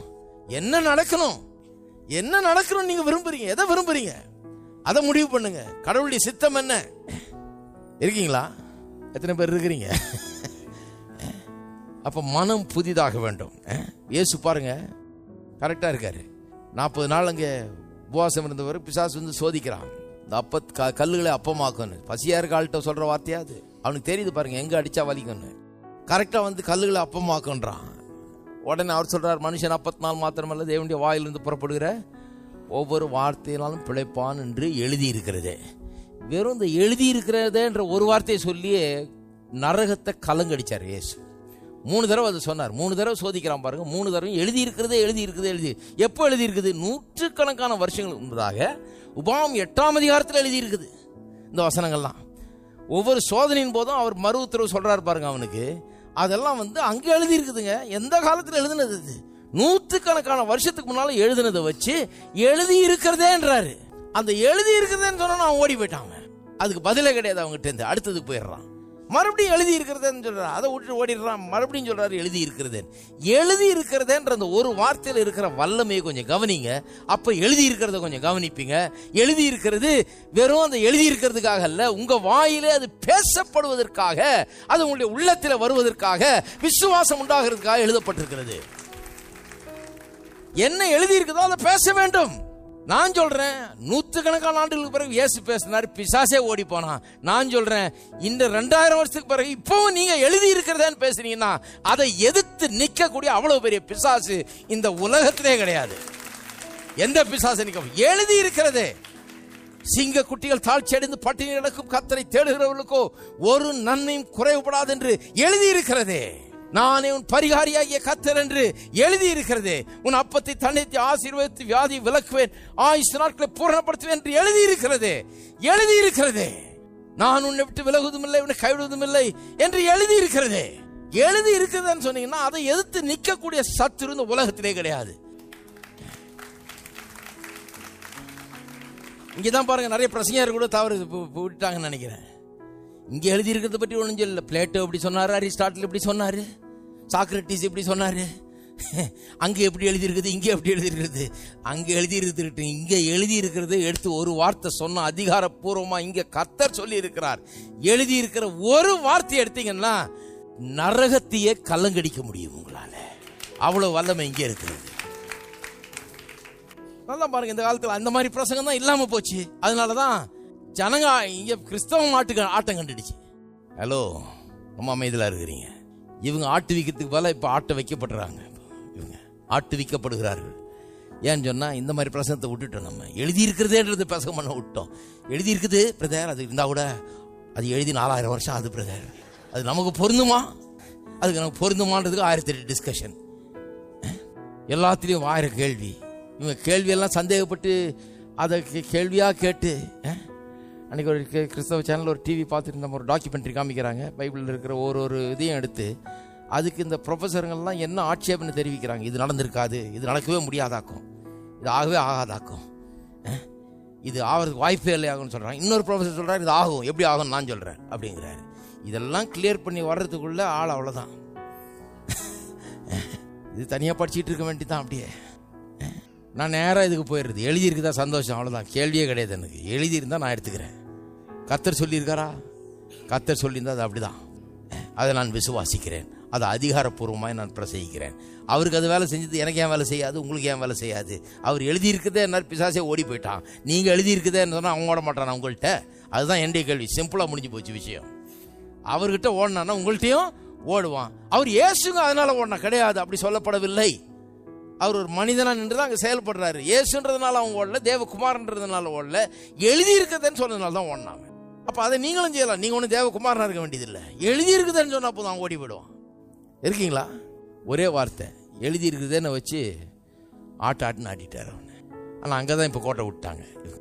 சரி, 3வது விசுவாச அறிக்கை அல்லது தேவனுடைய வார்த்தை அறிக்கை செய்வது இருதயத்தை மாற்றுகிறது. திருப்பவும் நீதிமொழிகள் 16ஆம் அதிகாரம். நீதிமொழிகள் 16ஆம் அதிகாரம் 1ஆம் வசனம். மனதின் யோசனைகள் மனுஷனுடையது, நாவின் பிரதியுத்தரம் கர்த்தரால் வரும். இங்கிலீஷ்ல வாசிக்கிறேங்க. அவனிங்க ரொம்ப அருமையா வந்திருக்கு, ரொம்ப தெளிவா வந்திருக்கு. தமிழ்ல கொஞ்சம் குழப்படியா இருக்குது. The preparations of the heart in man and the answer of the Lord is from the Lord. எவ்வளவு வித்தியாசமா வந்திருக்கு பாருங்க. The preparations of the heart in man, அதாவது மனுஷனுடைய இருதயத்தின் ஆயத்தங்களும் நாவின் பிரதியுத்தரமும் கர்த்தரால், அப்படிதான் வந்திருக்குது. தமிழ்ல கொஞ்சம் டிரான்ஸ்லேஷன்ல கொஞ்சம் போட்டு இது பண்ணியிருக்காங்க. The preparations of the heart in man and the answer of the tongue is from the Lord. மனிதனுடைய இருதயத்தின் ஆயத்தங்களும் அவனுடைய நாவின் பிரதியுத்தரமும் கர்த்தரால் வரும். அதாவது இருதயத்தை கர்த்தர் ஆயத்தப்படுத்துறாராம். இருதயத்தை ஆயத்தப்படுத்தி அந்த இருதயத்தை நிறைவினால் மனுஷன் வாயில பேசுறான். அப்ப இருதயத்திலையும் வாயிலையும் கர்த்தர் கிரியை செய்யறார். கர்த்தர் அப்படி உண்டாக்கிட்டார் பாருங்க. இருதயத்திலும் வாயிலையும் அதை உபயோகப்படுத்தி தான் கர்த்தர் கிரியை செய்யறார். அதான் ஒன்று நடப்பிக்கணுமா, கர்த்தர் என்ன பண்றாரு, இருதயத்தை ஆயத்தப்படுத்துறாராம். இங்க எதுக்கு வந்திருக்கிறீங்க நீங்க? கர்த்தர் நான் சொல்றேன், உங்க இருதயத்தை ஆயத்தப்படுத்தி கொண்டிருக்கிறார். இருதயங்களை ஆயத்தப்படுத்துகிறார். எதுக்கு ஆயத்தப்படுத்தி கொண்டிருக்கிறார்? பெரிய வெற்றிக்காக ஆயத்தப்படுத்தி கொண்டிருக்கிறார். நீங்க முன்னேறி செல்லும்படி ஆயத்தப்படுத்தி கொண்டிருக்கிறார். உங்களுடைய இருதயங்களை பக்குவப்படுத்தி கொண்டிருக்கிறார். இருதயத்தில் வேலை நடந்துட்டு இருக்கிறது. ஏன்னா இந்த இருதயத்தில் ஆயத்தம்ங்கிறது கர்த்தரால் வருகிறது. நாவின் பிரதியுத்தரமும் கர்த்தரால் வருகிறது. இருதயத்தை சரி பண்ணிட்டா அவருக்கு தெரியும், நாவை சரி பண்ணிடலாம். ஏன்னா இருதயத்தின் நிறைவினால் தான் வாய் பேசும். அப்ப கர்த்தர் என்ன பண்றாரு, இருதயத்தில் வேலை செய்யறாரு, இருதயத்தை சரி பண்றாரு, இருதயத்தை ஆயத்தப்படுத்துகிறார். எதுக்கு ஆயத்தப்படுத்துகிறார்? சுகமடைவதற்கு ஆயத்தப்படுத்துகிறார், வெற்றி அடைவதற்கு ஆயத்தப்படுத்துகிறார், ஜெயிப்பதற்கு ஆயத்தப்படுத்துகிறார், முன்னேறி செல்வதற்கு ஆயத்தப்படுத்துகிறார். இன்றைக்கு இருதயங்கள் ஆயத்தப்படுத்த வேண்டியதாக இருக்கிறது, பக்குவப்படுத்த வேண்டியதாக இருக்கிறது. நிறைய இருதயங்கள் தோல்விக்கென்று ஆயத்தப்படுத்த ஆயிடுச்சு. தோல்வியை நோக்கி போகக்கூடிய இருதயங்களா இருக்குது. வாழ்க்கையில ஏமாற்றங்களை சந்திச்சிருக்கிறாங்க, வாழ்க்கையில பிரச்சனைகளை சந்திச்சிருக்கிறாங்க, பல வெறுப்புகள் உள்ளத்தில் குடிகொண்டிருக்கிறது, பல கசப்புகள் குடிகொண்டிருக்கிறது. இதையே வச்சு அசை போட்டுக்கிட்டு இருக்காங்க, இதையே பேசிக்கிட்டு இருக்கிறாங்க, இதையே நினைச்சிட்டு இருக்கிறாங்க. தோல்வியை நோக்கி போய் கொண்டிருக்கிறார்கள். பிசாசு அநேகருடைய இருதயங்களை அப்படிப்பட்ட தோல்விக்கு நேராக, வறுமைக்கு நேராக, இழப்புக்கு நேராக, வீழ்ச்சிக்கு நேராக ஆயத்தப்படுத்தி கொண்டிருக்கிறான். இருதயத்தில் அப்படி அவநம்பிக்கையை வச்சு, வாயில் அதை பேச வச்சு, வாழ்க்கையை ஒண்ணுமில்லாமலாக்க வேலையை செய்து கொண்டிருக்கிறான். ஆனால் ரட்சிக்கப்பட்ட உங்களுக்கு சொல்லுகிறேன், ஏன் ஆலயத்துக்கு வர்றோம்? கர்த்தர் இருதயத்தை ஆயத்தப்படுத்தி கொண்டிருக்கிறார். மாபெரும் வெற்றியை நீங்கள் காணும்படியாக, ஜெயத்தை அடையும்படியாக, உங்களுடைய பிரச்சனைகள் எல்லாம் மேற்கொள்ளும்படியாக, முன்னேறி செல்லும்படியாக, உங்களுக்கான ஒரு நல்ல எதிர்காலத்தை நீங்கள் உருவாக்கும்படியாக, தேவனுடைய சித்தத்தையும் நோக்கத்தையும் உங்களுடைய வாழ்க்கையில நீங்கள் செய்து முடிக்கும்படியாக, நிறைவேற்றும்படியாக இருதயத்தை ஆயத்தப்படுத்துகிறார். அது ரொம்ப முக்கியமான ஒரு நேரம் பாருங்க. இது நான் ஒரு லேசா நினைக்கிறது இல்லை, இது எனக்கு விளையாட்டு இல்லை, இது ரொம்ப முக்கியமான ஒரு வேலை. அதனாலதான் தவறாம இங்க இருக்கிறோம், தவறாம இதை ஒழுங்கா செய்யறோம். ஏன்? இருதயத்தை ஆயத்தப்படுத்துகிற வேலை. இருதயத்தை ஆயத்தப்படுத்திட்டா வாய் சரியா வேலை செய்யும். வாய் சரியா வேலை செஞ்சா, இது ரெண்டும் சரியா வேலை செஞ்சா வாழ்க்கை சரியா வேலை செய்யும். எத்தனை பேர் இருக்கிறீங்க? அதுதான் இங்க நடக்குது. அப்ப இருதயத்தின் ஆயத்தங்களும், அப்படியே எழுதி வச்சுக்கலாம் நீங்க, இருதயத்தின் ஆயத்தங்களும் நாவின் பிரதியுத்தரமும் கர்த்தரால் வரும். இன்னொரு வசனம் எடுக்கிறேன் பாருங்க. அதனால்தான் சொல்லி இருக்குது நீதிமொழிகள் 4:24 என்ன சொல்லி இருக்குது? இருதயத்தை எல்லா காவலோடும் காத்துக்கொள், ஏன்னா அது நின்று ஜீவ ஊற்று புறப்படும். என்ன நடக்க போகுது உங்களுக்கு வாழ்க்கையிலங்கிறது இருதயத்தில்தான் உண்டாரு. இருதயத்தில் என்ன மாதிரி வார்த்தைகளை வைக்கிறீங்க, எப்படிப்பட்ட நம்பிக்கையை வைக்கிறீங்க, உள்ளத்தில் என்ன நினைக்கிறீங்க, அது ரொம்ப முக்கியம் பாருங்க. எப்படி இருதயத்தில் வைக்கிறீங்க காரியங்களை? அறிக்கையின் மூலமாக, அதை பேசுவதன் மூலமாக, நாவை உபயோகப்படுத்துறது மூலமாக தான் இருதயத்துக்குள்ள வசனத்தை என்ன பண்றீங்க, விதைக்கிறீர்கள். இருதயத்தில் வைக்கிறது எப்படி? அறிக்கையின் மூலமா தான் உள்ள வைக்கிறோம். இருதயம் நிறைஞ்ச பிறகு அறிக்கையின் மூலமா அது வெளியே வர்றது. உள்ள போறதும் அறிக்கையின் மூலமா தான் போகுது, வெளியே வர்றதும் அறிக்கையின் மூலமா தான். அறிக்கை செஞ்சுதான் உள்ள வைக்கிறோம், அறிக்கை செய்யும் போது தான் வெளியே வருகிறது. அப்படி உண்டாக்கிட்டார் கர்த்தர். பாருங்க 23ஆம் வசனத்துக்கு நாம் திருப்போம். 23ஆம் வசனம் 9ஆம் வசனத்துக்கு, 16ஆம் அதிகாரம் 9ஆம் வசனம். மனுஷனுடைய இருதயம் அவனுடைய வழியை யோசிக்கும், அவனுடைய நடைகளை உறுதிப்படுத்துகிறவரோ கர்த்தர். இங்கிலீஷ்ல வாசிக்கிறேன். A man's heart deviseth his way, but the Lord directeth his steps. மனுஷனுடைய இருதயம் அவனுடைய வழியை யோசிக்கும், அவனுடைய நடைகளை உறுதிப்படுத்துகிறவரோ கர்த்தர். இப்ப பாருங்க, இருதயம் தான் என்ன பண்ணுகிறது? தீர்மானிக்கக்கூடிய ஒன்றாக இருக்கிறது. இருதயத்தின் டிசிஷன்ஸ் எல்லாம் எங்கிருந்து உண்டாகிறது? இருதயத்திலிருந்து உண்டாகிறது. உங்களுடைய இருதயத்தில் என்ன தீர்மானம் இருக்குது, அதுக்கேற்ற மாதிரி தான் உங்களுடைய தீர்மானங்களை நீங்கள் எடுப்பீர்கள். கர்த்தர் அடிக்கிறார், கர்த்தர் உதைக்கிறாரு, கர்த்தர் நொறுக்கிறாரு அப்படின்னா தீர்மானம் எப்படி எடுத்துருவீங்க? சரி, உதயம் கத்தாவே, ஒரு நொறுக்கும் கத்தாவே அப்படின்னு எடுத்துருவீங்க. அதுதான் எடுக்கப்படுகிறது. ஆனா கர்த்தர் உங்களை எப்படி டிசைன் பண்ணியிருக்காரு, எப்படி உண்டாக்கி இருக்கிறாருன்னு சொன்னா, உங்களுடைய இருதயத்தில், உங்களுடைய வாயில கர்த்தருடைய வார்த்தையை வைத்து, இருதயத்திலும் வாயிலும் கர்த்தருடைய வார்த்தையை வைத்து, நீங்கள் எல்லா சூழ்நிலைகளிலும் நீங்கள் அந்த சூழ்நிலைகளுக்கு மேலாக ஜெயிக்க வேணும் என்கிற விதத்தில் தான் இந்த ஹோல் சிஸ்டமே, கர்த்தருடைய சிஸ்டமே, எக்கானமியே உண்டாக்கப்பட்டிருக்கிறது. கர்த்தருடைய சிஸ்டம் எப்படி? விசுவாசம் கேள்வினால் வரும், கேள்வி தேவனுடைய வசனத்தினால் வரும். எல்லாருமே விசுவாசத்தினால ஜெயிக்கலாம். இந்த உலகத்தை ஜெயிக்கிற ஜெயம் இந்த விசுவாசம். இது யாருக்கு கிடைக்கும் விசுவாசம்? யாருக்கோ ஒருத்தர் கிடைக்கும், சிலர் கிடைக்காதா? அப்படி பண்ணல கர்த்தர். சுலபமாக்கிட்டார், எல்லாருக்கும் கிடைக்கிற மாதிரி வச்சுட்டார். யாருக்கு வேணுமோ அவங்க எடுத்துக்கலாம். ஏன்னா எப்படி வருது விசுவாசம்? கேள்வினால, கேள்வி தேவனுடைய வசனத்தினால். அதாவது வசனத்தை நான் கேள்விப்பட்ட வெளிப்பாடை பெற்று, அந்த கேள்விப்பட்ட வசனத்தை நான் வாயினால் பேசும்போது என்ன ஆகுது? எனக்குள்ள அப்ப எனக்கு விசுவாசம் வேணுமா? நான் வர வச்சுக்கலாம். எனக்கு முடியாதுன்னு ஒரு இது கிடையாது. எனக்கு விசுவாசம் வர முடியாதுன்ற ஒரு காரணத்தை நான் சொல்லவே முடியாது. இங்க இருக்கிற சிறியவர் பெரியவர் யாரா இருந்தாலும், ஏழை பணக்காரர், படிச்சவங்க படிக்காதவங்க, யார் வேணும் என்றாலும் விசுவாசம் உங்களுக்கு தேவையா? உங்களுடைய பிரச்சனைகளை ஜெயிக்க விசுவாசம் தேவையா? நீங்க வர வைத்துக் கொள்ளலாம் விசுவாசத்தை. நீங்க நினைச்சா வர வச்சுக்கொள்ளலாம் விசுவாசத்தை. எப்படின்னா, வசனத்தை எடுத்து வாயினால பேசுனீங்கன்னா உங்களுக்குள்ள விசுவாசம் வரும். பேசிக்கிட்டே இருந்தீங்கன்னா, எந்த அளவுக்கு பேசுறீங்களோ அந்த அளவுக்கு விசுவாசம் உங்களுக்குள்ள வந்துடும். நல்லா சாப்பிட்டுக்கிட்டே இருந்தீங்கன்னா நல்ல சக்தி உண்டாகிறது போல, இந்த வசனத்தை நல்லா பேசிக்கிட்டே இருந்தீங்கன்னா நல்ல ஆவிக்குரிய சக்தி உங்களுக்குள்ள எல்லாவற்றையும் ஜெயிக்கும்படியாக உண்டாகும். இருக்கீங்களா? அதுக்காக நான் கர்த்தரா ஒரு நாளும் கோடானு கோடி தடவை சோதரிக்கிறேன் இப்படி பண்ணிட்டதுனால. ஏன்னா எல்லாருக்கும் ஒரு வாய்ப்பு. அவர் பெரிய விசுவாச வீரருங்க, அவருக்கு மட்டும்தான் அதெல்லாம். எனக்கும் நடக்கும். நான் இன்னையிலேருந்து ஆரம்பிச்சிடலாம். நான் எடுத்து வாயில பேசினேன்னா, பேசிக்கிட்டே இருந்தேன்னா நான் அப்படி ஆயிடுவேன். ஆமென். ஏன் நமக்கெல்லாம் எங்கே வரப்போகுது பிரதர்? நான் சாதாரண ஒரு சகோதரன், நான் ஒன்றும் கிடையாது. இல்லை, இப்போ ஒரு சாதாரணமாக இருக்கலாம். ஆனால் நான் எடுத்து வசனத்தை எடுத்து கர்த்தர் என்ன சொல்கிறாருன்றதை பேசிக்கிட்டே இருந்தேன்னா நானும் அப்படி ஆயிடலாம். நான் நம்பிக்கை இல்லாமல் இருக்க வேண்டிய அவசியம் கிடையாது. நான் கீழே கிடக்க வேண்டிய அவசியம் கிடையாது. நான் யாரையும் நம்பி இருக்க வேண்டியது கிடையாது. கிடைக்குமா கிடைக்காதான்னு தவிச்சிட்டு இருக்க வேண்டியது கிடையாது.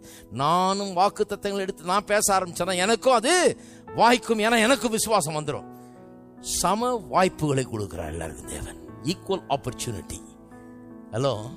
ஆனால் எல்லாரும் ஈக்குவலாக அதை எடுத்துக்கிறது இல்லை. சிலர் என்ன சொல்கிறாங்க, அது என்ன அறிக்கையா? விசுவாச அறிக்கையா கிடக்குது. நானும் 40 வருஷமா கிறிஸ்தவனாக இருக்கிறேன், நான் இதெல்லாம் கேள்விப்பட்டது, நமக்கு வேணாம். அது வேணான்னா விட்டுருங்க. அதுதான் விளக்கி சொல்லிட்டு இருக்கிறேன் என்னன்னு. எவ்வளோ நல்ல கர்த்தர் பாருங்க. எல்லாரும் யாருக்கு வேணா விசுவாசம் வரும், யார் வேணா எடுத்துக்கலாம். இது எனக்கு ரொம்ப பிடிக்குது இந்த சிஸ்டம். கர்த்தர் ஒருவேளை உனக்கு ஏதாவது வேணுமா, இங்கே ஒரு இவாஞ்சலிஸ்ட் இருக்கிறார், அங்கே போய் லைனில் காத்து கடை. காலையில் 7 மணிக்கெல்லாம் போனால் டோக்கன் கொடுப்பாங்க. அங்கே நின்று கொண்டிருந்தீங்கன்னா உனக்கு டோக்கன் ஒருவேளை கிடைச்சா கிடைக்கும். நல்லா ஜெபம்ன்ட்டு போ, ஒருவேளை கிடைக்கும். அவரா பார்த்தவன் தலையில் கை வச்சார்னா உனக்கு ஏதாவது நடக்கலாம் அப்படின்னு சொல்லியிருந்தாருன்னா தொலைஞ்சேன் நான். ஏன்னா முழு லைன் அங்கே தான் நின்றுட்டு இருக்கோம்.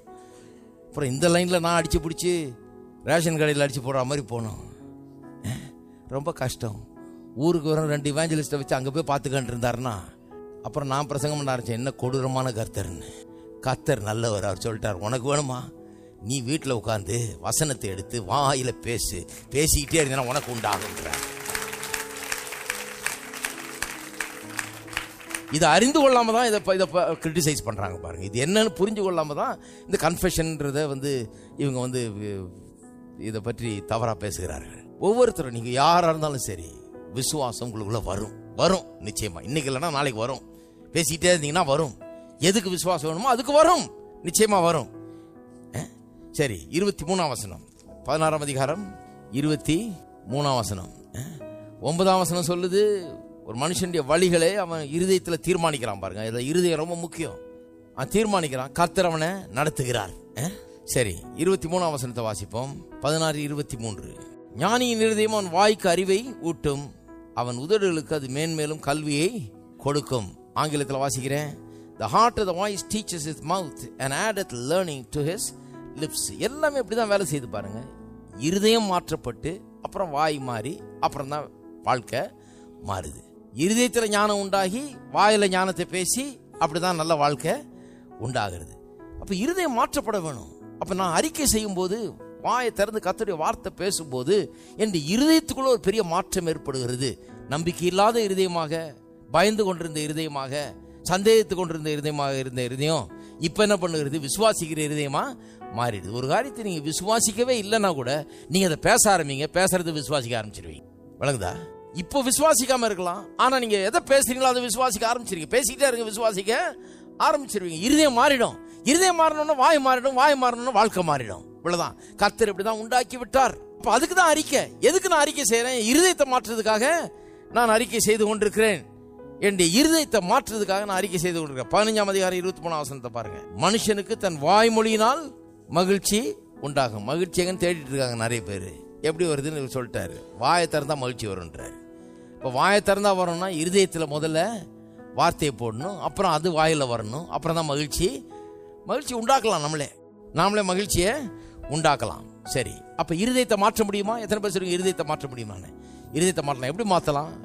வசனத்தை எடுத்து அதை பேசிக்கிட்டே இருக்கணும். இருதயம் பயப்படுது, வியாதியை பற்றி பயப்படுது, நோயை பற்றி பயப்படுது, பணம் இல்லைன்ற பிரச்சனையை பற்றி பயப்படுது, சந்தேகமா இருக்குது, கலங்குது. இந்த இருதயத்தை எப்படி மாற்றுறது? அப்படியே கலங்கிட்டே இருக்கக்கூடாது. என்ன பண்ணணும்? இருதயத்தை எடுத்து பொருளாதாரத்தை பற்றி, நோய்களை பற்றி, அது குணமாகிறத பற்றி, பொருளாதார மேம்பாட்டை பற்றி என்ன வசனம்லாம் சொல்லுதுன்னு எடுத்து அதை தினந்தோறும் இதே வேலையை உட்காந்து வசனத்தை சொல்லிக்கிட்டே இருக்கணும். அந்த இருதயத்தில் போட்டுக்கிட்டே இருக்கணும். அப்போ இருதயம் மாறிடும். இருதயம் மாறணும், வாய் மாறிடும். வாய் மாறணும், வாழ்க்கை மாறிவிடும். இருதயத்தை மாற்றலாம். இருதயத்தை நீங்கள் மாற்றலாம். கர்த்தர் அப்படி வச்சுட்டாரு. பெரும் மாற்றத்தை இருதயத்தில் கொண்டு வரலாம். விசுவாசிக்கிற இருதயமாக அதை மாற்றிடலாம். சரி, பிலிப்பியர் 4ஆம் அதிகாரத்துக்கு திருப்போம். இப்ப 4ஆவதுக்கு போவோம். 4ஆவது காரியம், ஏன் அறிக்கை செய்கிறோம்? கர்த்தருடைய வார்த்தையை அறிக்கை செய்யும் போது பிரச்சனைகளை நமக்கு முன்பாக வைக்காமல் பிரச்சனைக்கான பதிலை நமக்கு முன்பாக வைக்காது உதவுகிறது. அறிக்கை பிரச்சனைகளுக்கான பதிலை நமக்கு முன்பாக வைக்க உதவுகிறதுன்னு எழுதிங்க. அறிக்கை, விசுவாச அறிக்கை, தேவனுடைய வார்த்தையை அறிக்கை செய்யும் போது பிரச்சனைக்கான பதிலை நமக்கு முன்பாக எப்போதும் வைக்காது உதவுகிறது. பிலிப்பியர் 4ஆம் அதிகாரம் கொஞ்சம் தொடுவோம், அடுத்த வாரம் தொடருவோம், ஏன்னா டைம் ஆயிட்டே இருக்கு. பிலிப்பியர் 4ஆம் அதிகாரம் ஓடுது பாருங்க, டைம் நான் கூட ஓடிட்டு இருக்கிறேன். கர்த்தருக்குள் எப்பொழுதும் சந்தோஷமாயிருங்கள். சந்தோஷமாயிருங்கள் என்று மறுபடியும் சொல்லுகிறேன். எல்லாரும் சொல்லுங்க சந்தோஷமாயிருங்கள். பக்கத்தில் இருக்க ஆளை பார்த்து சொல்லுங்க சந்தோஷமாயிருங்கள். எப்படி சந்தோஷமா இருக்கிறது? இப்பதானே வாஸ்தவம். மகிழ்ச்சி எப்படி உண்டாகுது? வாய் மொழியினால். வாயில் எப்படி வரும்? முதல்ல வார்த்தையை எடுத்து சொல்லணும். வார்த்தை எடுத்து சந்தோஷத்துக்குரிய வார்த்தைகள் எடுத்து சொல்லணும். சொல்லி சொல்லி இருதயத்தை நடப்பினா வாயில வரும். வாயில வந்த உடனே மகிழ்ச்சி உண்டாகும். அதனால தான் சொல்றாரு சந்தோஷமா இருங்கள்னு. அவருக்கு தெரியும் சந்தோஷமா இருங்கள்னு. சிலர் சொல்றாங்க அதெல்லாம் இருக்க முடியாதியா, ரொம்ப என் கஷ்டம் உங்களுக்கு தெரியாது, நான் படுற கஷ்டத்தில் சந்தோஷமா இருங்கள்னா எப்படி சந்தோஷமா இருக்கிறது? அவர் சொல்ற சந்தோஷமா இருங்கள். ஏன்னா அவருக்கு தெரியும் எப்படி அது மெத்தட் கொண்டாடுறதுன்னு, சந்தோஷத்தை எப்படி கொண்டாடுறதுன்னு தெரியும். அதனால சொல்றாரு சந்தோஷமா இருங்கள்னு. நீ இருதயத்தில் வசனத்தை அறிக்கை செய், இருதயத்தில் உள்ளத்துல போடு வசனத்தை, வாயில பேசி, சந்தோஷம் வாழ்க்கையில உண்டாகும். உங்கள் சார்ந்த குணம் எல்லா மனுஷருக்கும் தெரிந்திருப்பதாக கர்த்தர் சமீபமாய் இருக்கிறார். நீங்கள் ஒன்றுக்கும் கவலைப்படாமல் எல்லாவற்றையும் குறித்து உங்கள் விண்ணப்பங்களை ஸ்தோத்திரத்தோட கூடிய ஜெபத்தினாலும் வேண்டுதல்னாலும் தேவனுக்கு தெரியப்படுத்துங்கள். பாருங்க, கவனிக்கணும். இப்போ நிறைய பேர் எல்லாத்த பற்றியும் கவலைப்பட்டுட்டு உட்கார்ந்துட்டு இருக்கிறாங்க. இவர் சொல்றாரு ஒன்றை குறித்தும் கவலைப்படாமல். அவங்க என்ன சொல்றாங்க? எப்படிங்க கவலைப்படாம இருக்கு சொல்றீங்க? கர்த்தர் மறந்துட்டாரு, கர்த்தர் கைவிட்டாரு, கர்த்தர் எனக்கு உதவி செய்யல, என்ன பண்ண சொல்றீங்க என்ன அப்படிங்கிறாங்க. நான் சொல்லுகிறேன், நான் உன்னை விட்டு விலகுவதும் இல்லை கைவிடுவதும் இல்லை என்று அவர் சொல்லி இருக்கிறார். அதுதான் உண்மை இல்லையா? அப்ப கர்த்தர் விட்டாருன்னு எப்படி சொல்லலாம்? நீங்க உண்மையா நடந்திருக்கிறது என்னன்னு, நீங்க அவருடைய வார்த்தையை விட்டுட்டீங்க. கர்த்தர் விட்டுட்டாருன்னு ஒருபோதும் சொல்லாதீங்க. ஏன்னா மக்கள் தான் அவருடைய வார்த்தையை விட்டுட்டாங்க. அவர் ஒன்னும் ஃபர்சேக் பண்ணிடல, இவங்களை மறந்துடல. இவர்கள் தான் வார்த்தையை மறந்துட்டாங்க. நான் உன்னை விட்டு விலகுவதும் இல்லை கைவிடுவதும் இல்லை சொல்லி இருக்கிறாரு, அதை மறந்துட்டாங்க. அவருடைய வாக்குத்தத்தங்களை மறந்துட்டாங்க. ஏன் மறந்துட்டாங்க? வாயில வைக்கல, அதனால மறந்துட்டாங்க. இருதயத்தில் வைக்க போகல, அதனால மறந்துட்டாங்க. ஏன் இருதயத்தில் போல? வாயில இல்ல, அதனால இருதயத்தில் போல. வாய் மூலமா தான் இருதயத்துக்கு போவோம், அதனால மறந்துட்டாங்க. அதனாலதான் கவலை ஏன் வந்தது? ஏன்னா வார்த்தை வாயில இல்ல. ஏன் வாயில இல்ல? வார்த்தை இருதயத்தில் இல்ல. ஏன் இருதயத்தில் இல்ல? வாயில பேசல, அதனால இருதயத்தில் இல்ல. ஹலோ, அதேதான் திருப்பி வருது. அதனால தான் மறந்துட்டாங்க.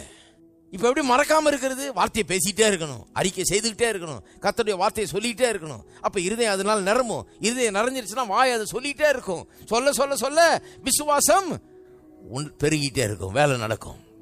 அப்ப சொல்றாரு, ஒன்றை குறித்தும் கவலைப்படாமல் எல்லாவற்றையும் குறித்து உங்கள் விண்ணப்பங்களை, எல்லாம் சொல்லுங்க விண்ணப்பங்களை, ஸ்தோத்திரத்தக்கூடிய ஜெபத்தினாலும் வேண்டுதல்னாலும் தேவனுக்கு தெரியப்படுத்துங்கள். வேண்டுதல் விண்ணப்பங்கள்லாம் என்ன? நிறைய பிரேயர் மீட்டிங்ல போனீங்கன்னா வேண்டுதல் விண்ணப்பம் நேரம் வரும். இந்த வேண்டுதல் விண்ணப்ப நேரத்தில் பார்த்தீங்கன்னா எந்த வேண்டுதலும் இருக்காது, விண்ணப்பமும் இருக்காது, பிரச்சனை தான் இருக்கும். அங்கே வரிசையா பிரச்சனை சொல்லிட்டு இருப்பாங்க. என்ன பிரச்சனை? இவர் 3 மாசத்துல சாக போறாராம், டாக்டர் இப்படி சொல்லிட்டாராம், அவருக்கு இப்படி ஆக போதான், பேங்க்ல வீட்டை எடுத்துக்க போறாங்களாம், டாக்டர் அந்த பேங்க் மேனேஜர் சொல்லிட்டாராம் ஏலம் விட்டுருவாங்கன்னு. இதெல்லாம் வரிசையாக சொல்லிட்டு வருவாங்க பாருங்கள். ஒரு ஆள் சொல்கிறாரு, நானே ஒரே பிரச்சனையில் ப்ரேயர் மீட்டிங்கு போனேங்க, நமக்கு ஏதாவது ஜெபம் பண்ணிட்டு வரலான்ட்டு ஜெப விண்ணப்பத்தை கொடுத்துட்டு வரலான்னு போனேன். அங்கே போனால் அவங்க ஒரு பிரச்சனையாக சொல்கிறாங்க. எனக்கே பயமாயிடுச்சு. நான் எந்திரிச்சு ஓடியாந்து நம்மளே எவ்வளோ தேவைதான் போல் இருக்குது, நம்மளோட பிரச்சனையாக நாட்கள் அங்கே உட்காந்துருக்குறாங்களேன்னு. ஏன்னா இது ப்ரேயர் ரிக்வெஸ்ட்ன்ற பேரில் வெறும் பிரச்சனையை தான் பேசுகிறாங்க. நான் கேட்குறேன், ப்ரேயர் ரிக்வெஸ்ட் என்ன? ஆங்கிலத்தில் ரிக்வெஸ்ட்ன்ற வார்த்தை யூஸ் பண்ணப்பட்டிருக்கு 6ஆம் வசனத்தில். ரிக்வெஸ்ட்னா என்ன நான் கேட்குறேன். என்ன ரிக்வெஸ்ட் பண்ணுவீங்க? ரிக்வெஸ்ட் என்ன பண்ணுறீங்க? என்ன நடக்க வேணுன்றத ரிக்வெஸ்ட் பண்ணுறீங்க இல்லையா? பிரச்சனையை ஒரு வேளை சொல்லலாம், அது ஒரு சின்ன பகுதி தான். ஆனால் என்ன நடக்க வேணுன்றதை சொல்கிறதுக்காக தான் அங்கே ரிக்வெஸ்ட்டே வைக்கிறீங்க. இல்லைனா அது ரிக்வெஸ்ட்டே கிடையாது. உங்கள் பிரச்சனையை சொல்கிறது ரிக்வெஸ்ட் கிடையாதுங்க, அது ஸ்டேட்டிங் யுவர் ப்ராப்ளம், அவ்வளோதான். உங்கள் பிரச்சனையை சொல்கிறது ரிக்வெஸ்ட்னாலே இப்படி செய்யுங்கள்னு அர்த்தம். எது செய்யப்பட வேணும் என்று விரும்புறீங்க அதுதான் விண்ணப்பம், அதுதான் வேண்டுதல். அப்ப ஜெபம்னால என்ன விரும்புறீங்க? நீங்க எது அடைய வேணும் என்று விரும்புறீங்க, எதை பெற வேணும் என்று விரும்புறீங்க, அதுதான் விண்ணப்பம், அதுதான் வேண்டுதல். அப்ப அந்த வேண்டுதல் விண்ணப்பம் எங்கிருந்து வரணும்? எதை அடைய வேணும், என்ன விருப்பம், அந்த விருப்பம் எங்கிருந்து வரணும்? ஏன்னா விருப்பம் தான் வேண்டுதலும் விண்ணப்பமும். அது எங்கிருந்து வரணும்? கடவுளுடைய வார்த்தையிலிருந்து வரணும். கடவுளுடைய வார்த்தையை வாக்கு தத்தத்தை எடுத்து தானே இது எனக்கு வேணும்னு சொல்றீங்க. இங்க சொல்லி இருக்கிறபடி எனக்கு வேணும், இங்க சொல்லி இருக்கிறபடி சுகம் வேணும், இங்க சொல்லி இருக்கிறபடி செழிப்பு வேணும், இங்க சொல்லி இருக்கிறபடி எனக்கு வெற்றி வேணும்னு சொல்ல முடியும் இல்லையா? கடவுளுடைய வார்த்தையை எடுத்து அதைத்தான் விண்ணப்பமாக்குகிறீர்கள். அப்ப நான் சொல்றேன், வார்த்தையை அறிக்கை செய்யும் போது பதிலை முன்னால வைக்கிறீங்க, பிரச்சனை அல்ல. ஏன்னா வார்த்தை உங்களுடைய பிரச்சனைக்கான பதிலாக இருக்கிறது. அதுதான் உங்கள் விண்ணப்பமாயும் இருக்கிறது, விருப்பமாயும் இருக்கிறது. நீங்கள் ஜெபம் பண்ணும்போது எவைகளை விரும்பி கேட்டுக்கொள்கிறீர்களோ அவைகளை பெற்றுக்கொள்வோம் என்று விசுவாசிகள், அப்பொழுது அவைகள் உங்களுக்கு உண்டாகும். இருக்கீங்களா? அப்ப விண்ணப்பம்னா ரிக்வெஸ்ட். அந்த ரிக்வெஸ்ட் என்ன செய்யப்பட வேணும் என்கிற ஒரு காரியம். வெறும் பிரச்சனையை சொல்றது இல்லை, என்ன செய்யப்பட வேணும். அந்த பிரச்சனையில என்னத்தை நீங்க விரும்புறீங்க, என்ன பதில பெற விரும்புறீங்க, அந்த பதில எங்க பிடிச்சீங்க? நீங்க வசனத்திலிருந்து பிடிச்சீங்க. அப்ப அந்த வசனத்தை சொல்றீங்க. அப்ப அந்த வசனத்தை சொல்றது எவ்வளவு முக்கியம் பாருங்க. அந்த வசனத்தை சொல்லும் போது பிரச்சனை இல்லை, எது வைக்கிறீங்க முன்னாடியே? பதில முன்னால வைக்கிறீங்க. நிறைய பேர் பிரச்சனையை தான் முன்னால வச்சிருக்கிறாங்க. அப்புறம் பிரச்சனையை பற்றி சொல்லி சொல்லி அழுதுட்டு இருக்கிறாங்க ஜெபத்துல. அது விண்ணப்பமே கிடையாது, அது வேண்டுதலே கிடையாது, அது வெறும் புலம்பல் பார்ட்டி. அது வேண்டுதல். விண்ணப்பம் என்ன? நான் என்னத்தை பெற விரும்புகிறேன். வார்த்தை எப்படி சொல்லுகிறது? கர்த்தாவே எப்படி சொன்னீரே, சொன்னபடியே எனக்கு செய்யும். அதுதான் விண்ணப்பம் இல்லையா? சரி, வாசித்து முடிப்பாங்க. அப்பொழுது எல்லாம் சொல்லுங்க. அப்பொழுது. அப்பொழுதுன்னு கொஞ்சம் நிறுத்தி பார்க்கணும். எப்பொழுது? அப்பொழுது எப்ப? சும்மா கம்ப்ளைண்ட் பண்ணிட்டு இல்லாம, இந்த பிரச்சனை இருக்குன்னு சொல்லிட்டு இல்லாம, வசனத்தை கண்டுபிடிச்சு அதை விண்ணப்பமாக்கி, அதை விருப்பமாக்கி அந்த விருப்பத்தை சொல்றீங்க பாருங்க. கவலைப்படாம விருப்பத்தை சொல்றது. எல்லாம் சொல்லுங்க, கவலைப்படாமல், ஒன்றை குறித்து கவலைப்படாமல் விருப்பத்தை சொல்வதுதான் வேண்டுதல், விண்ணப்பம். அப்ப ஒன்றை குறித்து கவலைப்படாமல் உங்கள் வேண்டுதலையும் விண்ணப்பங்களையும் ஏறெடுக்கிறீங்க பாருங்க. அப்பொழுது எல்லா புத்திக்கும் மேலான தேவ சமாதானம் உங்கள் இருதயங்களையும் உங்கள் சிந்தைகளையும் கிறிஸ்து இயேசுவுக்குள்ளாக எப்போ காத்துக்கொள்ளும்? எப்போ கவலைப்படுறது நிறுத்துறீங்களோ, உங்க பிரச்சனையை பேசுறது நிறுத்துறீங்களோ. கவலைப்படுறதுன்னா என்ன? பிரச்சனையை பேசுகிறது, அதான் கவலை. கவலைப்படுறதுன்னா என்ன? பிரச்சனையை பேசுகிறது. இயேசு என்ன சொன்னாரு? Do not take thought saying what you shall eat, what you shall drink and what you shall be clothed with. என்னத்தை புசிப்போம், என்னத்தை குடிப்போம், என்னத்தை உடுத்துவோம் என்று சொல்லி கவலைப்படாதீர்கள். கவலைப்படுறதுனால சொல்லி கவலைப்படுறது தான். இருக்கீங்களா? வாயை பிடிச்சிடறாரியான்றது அதான் தெரியும். எனக்கு தெரியும் கடிவாளம் எங்க இருக்குதுன்னு. இதை பிடிச்சாதான் திருப்பலாம். அங்கங்க வந்து கடைசியா அங்க பிடிக்கிறாரு. கரெக்டா அங்கதான் பிடிப்பேன் நான். எனக்கு தெரியும். எனக்கு சொல்லி தான் கவலைப்படுறோம். என்னைக்கு அந்த வாயில கடிவாளத்தை போட்டு அந்த சொல்றத, கவலையை சொல்றதை நிறுத்தி விண்ணப்பங்களை, வேண்டுதலை சொல்ல ஆரம்பிக்கிறீங்களோ, கர்த்தருடைய வார்த்தையை சொல்ல ஆரம்பிக்கிறீங்களோ, வாக்குத்தத்தங்களை சொல்ல ஆரம்பிக்கிறீங்களோ, அப்பொழுது எல்லா புத்திக்கும் மேலான தேவ சமாதானம் உங்கள் இருதயங்களையும் உங்கள் சிந்தைகளையும் இருதயங்களையும் சிந்தைகளையும் கிறிஸ்து இயேசுவுக்குள்ளாக காத்துக்கொள்ளும். எல்லா புத்திக்கும் மேலான தேவ சமாதானம். உங்களுக்கே விளங்காது எப்படி சமாதானமானீங்க. இவ்வளவு பெரிய பிரச்சனை இவ்வளவு சமாதானமா எப்படி வந்ததுன்னா இருதயம், வாய், இதன் மூலமா இருதயத்தை சரி பண்ணீங்க, அறிக்கையின் மூலமா. வாயை சரி பண்ணீங்க, அறிக்கை செய்து கொண்டிருக்கீங்க. என்னத்தை அறிக்கை செய்து கொண்டிருக்கீங்க? பிரச்சனை அல்ல. எதை அறிக்கை செய்து கொண்டிருக்கிறீங்க? பதில் அறிக்கை செய்து கொண்டிருக்கிறீங்க. கவலைப்பட்டு கவலையை சொல்லிட்டு இல்ல, விண்ணப்பத்தை சொல்லிட்டு இருக்கிறீங்க, விருப்பத்தை சொல்லிட்டு இருக்கீங்க, எதை அடைய வேணும்னு சொல்லிட்டு இருக்கிறீங்க. அப்பொழுது எல்லா புத்திக்கு மேலான தேவ சமாதானம் உங்கள் இருதயங்களையும் உங்கள் சிந்தையும் காத்துக்கொள்ளும். இருக்கீங்களா? நல்லா கவனிங்க. கடைசியாக சகோதரரே, உண்மையுள்ள விளைவுகளோ, ஒழுக்கமுள்ள விளைவுகளோ, நீதி உள்ள விளைவுகளோ, கற்புள்ள விளைவுகளோ, அன்புள்ள விளைவுகளோ, கீர்த்தி உள்ள விளைவுகளோ, புண்ணியம் எதுவோ புகழ் எதுவோ அவைகளையே சிந்தித்துக் கொண்டிருங்கள். நீங்கள் என்னிடத்தில் கற்றும் அடைந்தும் கேட்டும் கண்டும் இருக்கிற விளைவுகளோ, அதான் சொல்றாரு பாருங்க, கற்றும் அடைந்தும் கேட்டும் கண்டும் இருக்கிற விளைவுகளோ. என்கிட்ட என்ன கத்துக்கிட்டீங்கன்றார், என்ன கேட்டீங்க, என்ன பிரசங்கம் கேட்டீங்க, என்ன பாக்குறீங்க, என்கிட்ட என்ன பாக்குறீங்கன்றார். என்ன பாக்குறீங்க ஏன்னு சொல்றாரு? ஜெயில இருந்து எழுதுறாருங்க. ஜெயில இருந்து நம்ம எழுதுனா எப்படி எழுதுவோம்? கண்ணீரோடு எழுதுறேன் அடியேன், நீங்கெல்லாம் சுகமா வெளியே இருக்கிறீங்க, என் பாடு கர்த்தருக்கு தான் தெரியும், எனக்காக கண்ணீரோடு ஜெபம் பண்ணுங்க, இப்படிதான் எழுதிட்டு இருப்போம் இல்லையா ஜெயில இருந்துட்டு. இவர் எழுதுறார் ஜெயில இருந்து, சந்தோஷமாயிருங்கள், எப்பொழுதும் சந்தோஷமா இருங்கள் என்று உங்களுக்கு சொல்லுகிறேன். இவர் அங்க இருந்துட்டு இவங்களை கம்ஃபர்ட் பண்றாரு, நீ சந்தோஷமா இரு, ஒன்றை குறித்தும் கவலைப்படாத. ஜெயில இருக்காள் சொல்றாரு வெளியே இருக்கவனுக்கு, ஒன்றை குறித்தும் கவலைப்படாமல் எல்லாவற்றையும் பிரச்சனையை பேசிட்டு இருக்காதுங்க. அதான் அர்த்தம். அந்த 6ஆம் வசனத்தில் அப்படியே எழுதிங்க, ஒன்றை குறித்து கவலைப்படாமல் எல்லாவற்றை குறித்து விண்ணப்பம் வேண்டுதல் சொல்லியிருக்கா, அப்படியே எழுதிங்க. பிரச்சனையை குறித்து பேசிக் கொண்டிராமல் பதிலை உங்களுடைய விண்ணப்பமாக ஏறெடுத்துக் கொண்டிருங்கள், வாக்குத்தத்தங்களை விண்ணப்பமாக்கி ஏறெடுத்துக் கொண்டிருங்கள் தான் சொல்றாரு. அப்புறம் சொல்றாரு, என்னிடத்தில் என்ன கண்டீங்க, என்ன கேட்டீங்க, என்ன பார்த்தீங்க, நான் என்ன செய்துகிட்டு இருக்கிறேன் கவனிச்சிங்களா, அதையே நீங்களும் செய்யுங்கன்றாரு. நீ என்ன பாக்குறீங்க அதே செய்கின்றாரு. நல்ல லீடர் பாருங்க இவரு. நான் என்ன பண்றேன்னு பாக்குறீங்க, அதையே செய்யுங்க. நீங்க எத்தனை பேர் சொல்றீங்க அப்படி செய்யலான்னு? அப்பொழுது சமாதானத்தின் தேவன் உங்களோடு இருப்பார். எல்லாரும் எழுந்து நிற்போம். என்ன கேட்டுக்கொண்டிருக்கிறீர்களோ ஒரு வாரம் யோசித்து பாருங்க. என்ன பார்க்குறீங்க, என்ன கேட்குறீங்க, எல்லாத்தையும் யோசித்து பாருங்க. பவுல் அப்போஸ்தலனை காண்பிக்கிறோம், அவர் வாழ்க்கையில் என்னத்தை பார்க்குறீங்க யோசித்து பாருங்க. அதையே செய்யுங்கள், அதையே செய்யுங்கள், அப்படியே செய்யுங்க. அவர் எப்படி செய்கிறாரோ அது இப்படியே அதே பின்பற்றுங்க, அவர் மாதிரி ஆயிடுவீங்க. எல்லாரும் கரங்களை உயர்த்தி கர்த்தரை ஸ்தோத்திரிப்போம். ஸ்தோத்திரம், ஸ்தோத்திரம் கர்த்தாவே, ஸ்தோத்திரம். பிதாவே துதிக்கிறோம், ஸ்தோத்திரிக்கிறோம். இந்த காலை வேளையில் நன்றியுள்ள இருதயத்தோடு துதிக்கிறோம்.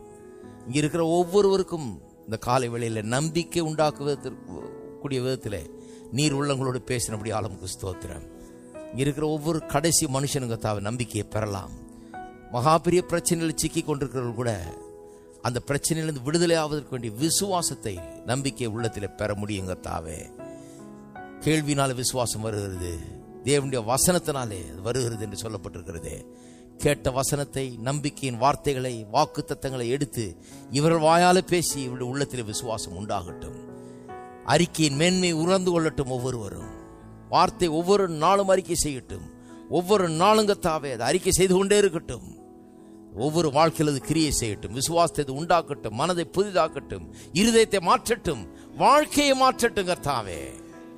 பிரச்சனை அல்ல, எப்போதும் பதிலை முன்னுக்கு வைக்கிறவர்களாய், பதிலை முன்னால வைத்து அதை அடைய வாஞ்சையோடு அதை நாடி பின்பற்றுகிறவர்களாக அவர்கள் இருக்கட்டும். எல்லா பதிலையும் நீர் வேதத்தில் கொடுத்திருக்கிறீர். எங்களுடைய பிரச்சனைகளுக்கெல்லாம் பதில் இருக்கிறது. ஒவ்வொரு பிரச்சனைக்கும் பதில் இருக்கிறபடி ஆளுமுக்கு ஸ்தோத்திரம். அந்த பதிலை நீர் உண்டாக்கி தருகிறபடி ஆளுமுக்கு ஸ்தோத்திரம். எங்களுடைய விசுவாசம் உலகத்தை ஜெயிக்கிற ஜெயமாயிருக்கிறபடி ஆளுமுக்கு ஸ்தோத்திரம். ஜெயம், சுகமும் சமாதானம் உண்டாயிருப்பதாக இயேசுவின் நாமத்திலே ஜெபிக்கிறோம். ஆமென். நம்முடைய கர்த்தராகிய இயேசு கிறிஸ்துவின் கிருபையும் பிதாவாகிய தேவனுடைய அன்பும் பரிசுத்த ஆவியானவருடைய ஐக்கியமும் நம் அனைவரோடும் இன்றைக்கும் என்றைக்கும் இருப்பதாக. ஆமென்.